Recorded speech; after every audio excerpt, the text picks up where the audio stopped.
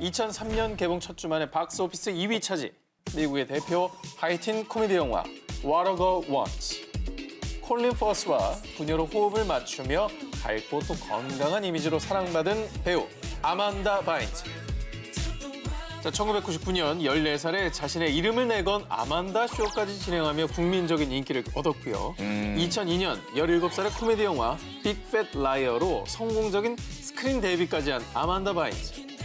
2007년엔 미국 F경제 전문지에서 발표한 가장 많은 소득을 올린 21살 이하 유명 인사 등급. 21살까지 쫙 올라갔네요. 승승장구네요. 그런데 말입니다. 아, 또 무섭다. 전 더 이상 연기를 사랑하지 않아요. 다른 인생을 살고 싶어요. 돌연 은퇴를 선언하더니 은퇴 4년 만인 2014년 미국의 한 쇼핑몰에서 노숙을 하는 충격적인 모습이 저렇게 포착이 됐습니다. 왜? 로코킨 아만다 바인즈 음주운전, 아유, 방화 혐의, 왜 그래?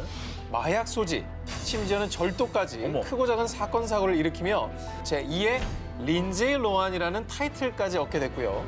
뿐만 아니라 국민 여동생 시절의 귀여운 모습은 온데간데 없이 성형에 중독돼 또 망가진 얼굴 사진으로 어머. 팬들의 걱정을 더 키우기도 했었습니다. 왜 저랬을까? 어머야. 왜 그랬을까, 진짜. 이쁜데. 아만다의 이상 증세가 심각해지자 정신 감정을 받았는데 그 결과 조현병 판정. 자, 그런데 현재는 정말 다행히도 기사를 통해 근황이 공개됐는데 건강한 모습을 그러게요. 확인할 수가 있죠. 다행이에요. 예.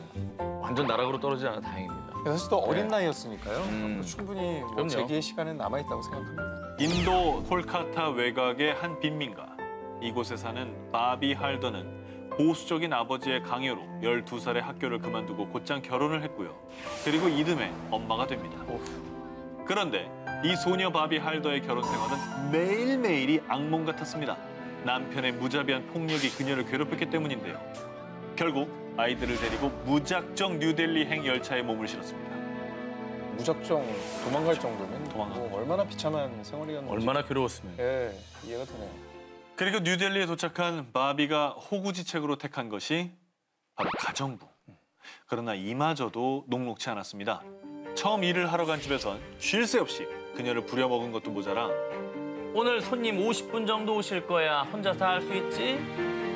정말 노예나 다름없는 생활을 하던 바비는 참다 다른 집 가정부로 다시 들어가게 됐는데요. 그런데 이곳에서 그녀의 삶이 조금씩 변하기 시작합니다. 이 집의 주인은 은퇴한 인류학 교수 프라보드 쿠마르. 어느 날 프라보드는 바비가 책장에 먼지를 털던 중에 책을 읽는 모습을 발견. 그리고 그는 바비에게 책을 선물해줬고요. 그녀가 책을 좋아하자 바비, 너의 이야기를 글로 한번 써보는 게 어때? 라며 노트와 펜을 선물합니다. 대박. 그런데 한 달 뒤 바비가 내민 노트 한 권. 그 안에는 자신을 버린 엄마, 계모의 구박, 바비 자신의 고난 그 자체였던 인생사가 고스란히 담겨 있었습니다. 모두 남편이라는 주인을 떠나기보다는 차라리 죽는 게 낫다고 했다. 하지만 나는 무엇보다도 내 아이들이 더 나은 조건에서 살기를 바랐다. 자기 혼자면 죽을 수 있었지만 아이들이 있었기 때문에 못 그런 거예요. 한 여인의 파란만장한 인생사를 읽고 뜨거운 울림을 느낀 프라보드. 바비, 이건 책으로 내야 해. 곧바로 프라보드는 가정부 바비를 책상 앞에 앉힌 후 함께 글을 퇴고한 뒤에 완성된 원고를 출판사로 보냈습니다. 그렇게 2002년 비로소 세상 밖으로 나오게 된 바비의 자전적 소설 A Life Less Ordinary.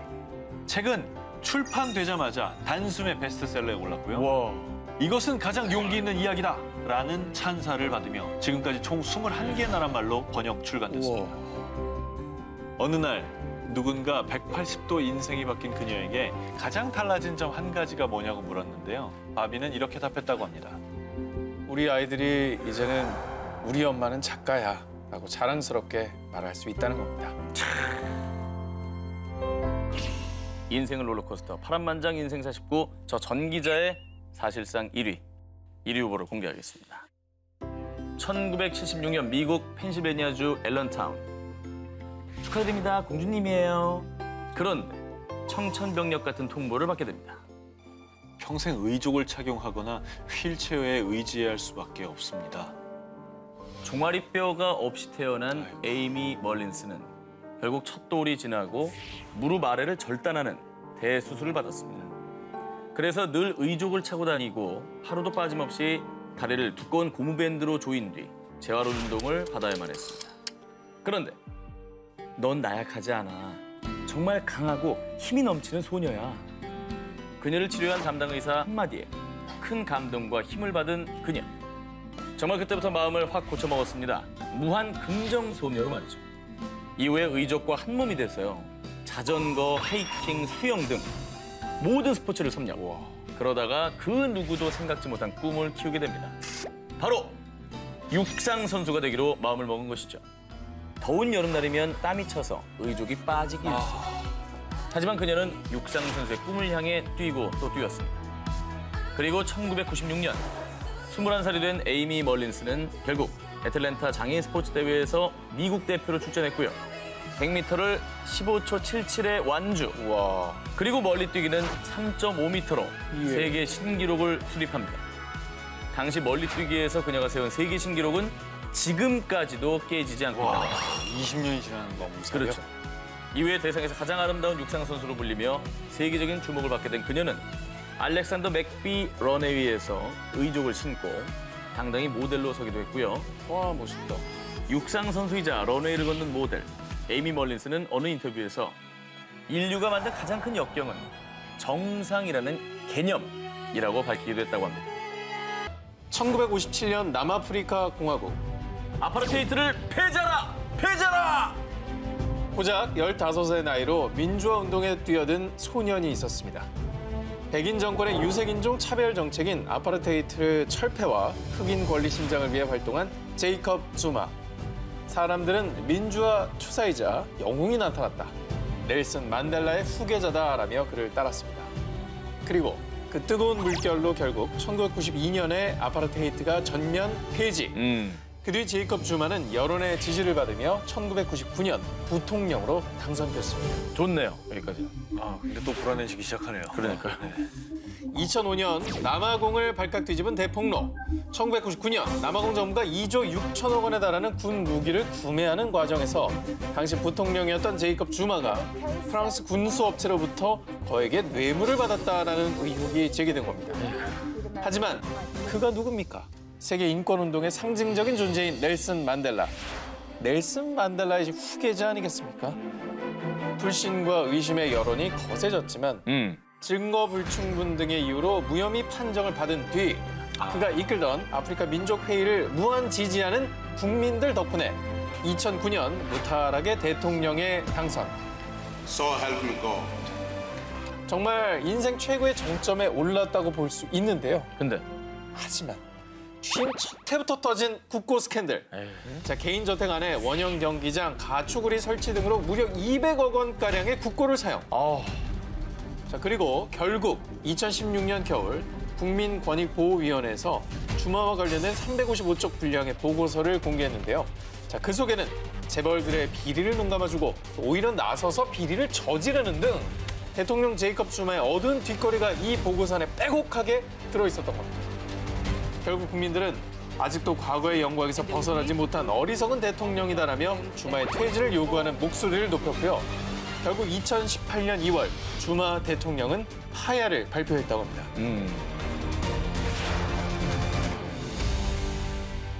2018년 8월 미국, 마이애미, 뉴올리언즈 등 10개 극장에서 개봉한 영화 빌리어네어 보이즈 클럽.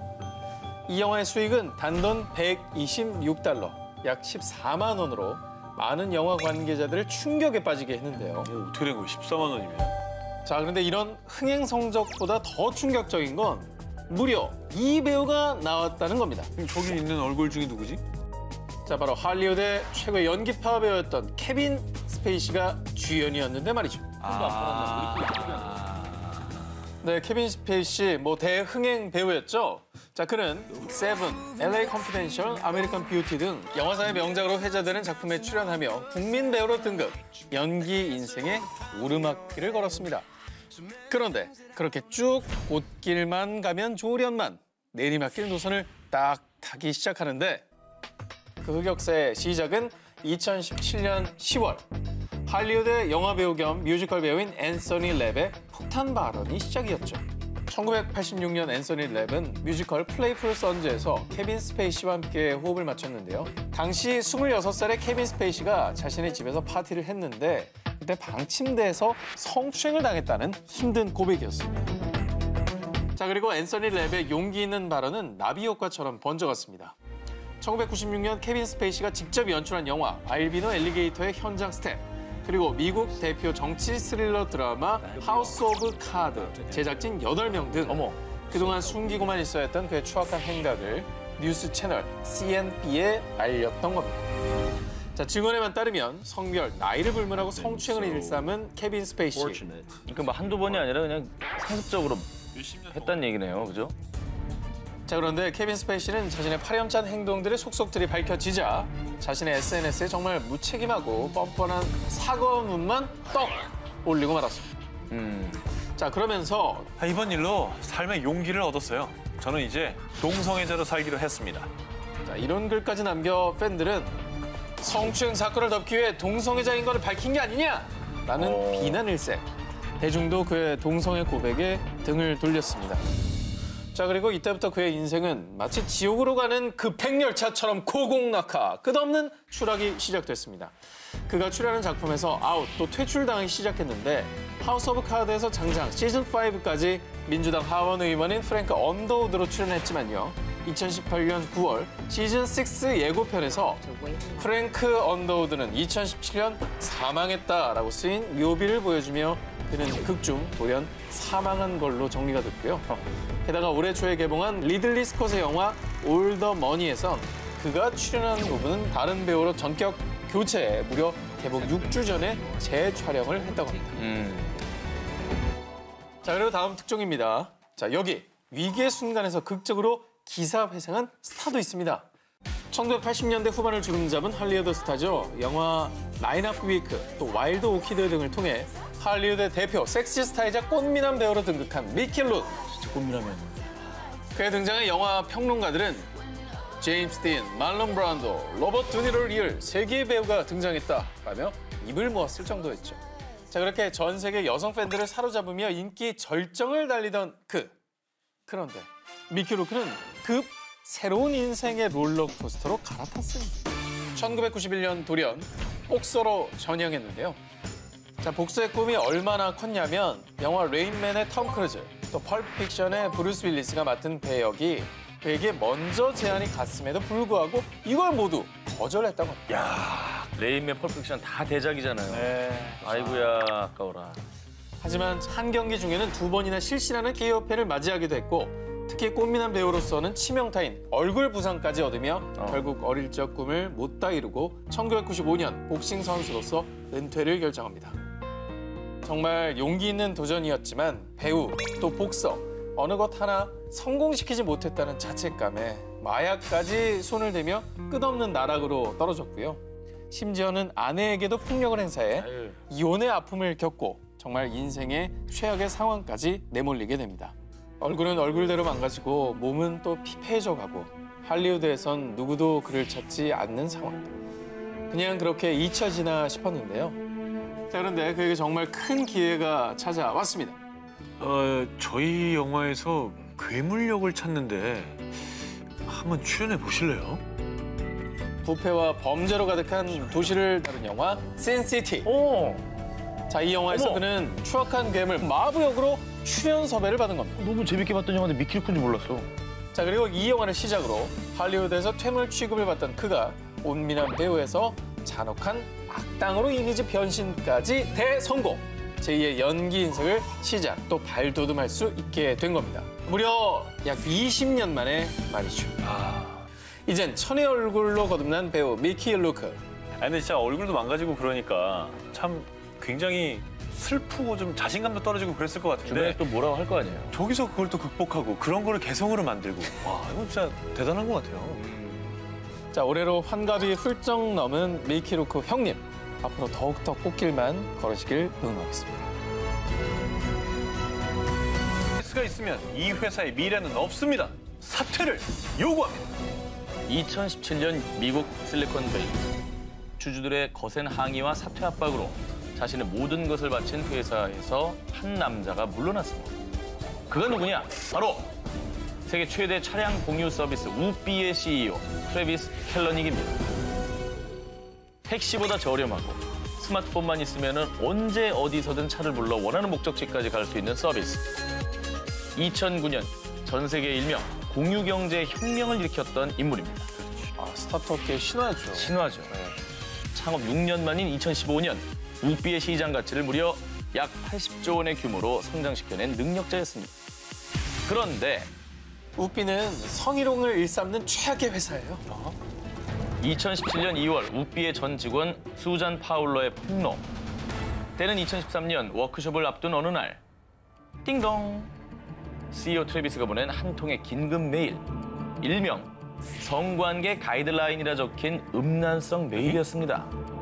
내용이 참 그 입에 담기도 저속한데요. 살짝만 알려드리자면 직원들 간의 성관계를 하려면 자신이 정해준 대로 멘트를 해야 한다는 등의 황당한 내용이 적혀 있었다고 합니다.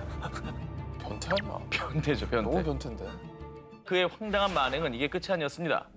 우삐 서비스가 허가되지 않은 지역에서 경찰 단속을 피하며 영업을 할 수 있게 하거나 경쟁업체 정보까지 빼올 수 있는 불법 프로그램까지 개발한 게 밝혀졌습니다. 언론들 역시 실리콘밸리의 롤모델에서 반면교사로 추락이라고 보도. 결국 보다 못한 우삐 투자자들의 사퇴 요구에 쫓겨나다시피 불명예스러운 퇴장을 하게 된 것이라고 합니다. 1981년 네덜란드계 아일랜드인 아버지와 아프리카계 미국인 흑인 어머니 사이에서 태어난 한 소녀. 넌 하얀 편인데 왜 너희 엄마는 까매? 아니, 정말 너희 엄마가 맞아? 피부색 때문에 어린 시절부터 따돌림을 당한 소녀. 하지만 그녀는 주변의 시선에 아랑곳 않고 어릴 때부터 배우의 꿈을 키워갔는데요. 하지만 배우의 길은 역시 쉽지 않았죠. 흑인을 연기하기는 덜 까맣고 백인을 소화하기는 덜 하얀데? 응? 이렇게 오디션장에서도 늘 차별과 소외를 당하던 그녀. 한 배역이라도 따기 위해 쪽잠을 자가며 몇 달씩 오디션장만 찾아다니기도 했다는데요. 자, 그런데 그녀가 진짜 할리우드 영화 속 배우 같은 삶을 살게 되는데요. 누구지? 누구야? 누군지 궁금하시죠? 자, 바로 영국 왕실의 새 가족인 메건 마클입니다. 자, 메건 마클이 직접 밝힌 자신의 흑역사. 매번 오디션에서 떨어지자 생계를 위해서 한 문구 잡화점에서 포장 일을 하기도 했고요. 자, 결국 꿈을 포기해야 하나 싶었을 때 꿈만 같던 캐스팅 제의가 들어왔습니다. 자, 훗날 이 작품은 그녀를 인생 역전시킨 작품이 됐는데요. 바로 2011년에 방영된 미국의 법정 드라마 슈츠. 변호사를 꿈꾸는 유능하고 매력 있는 법률 보조원 레이첼 제인 역을 맡게 된 거죠.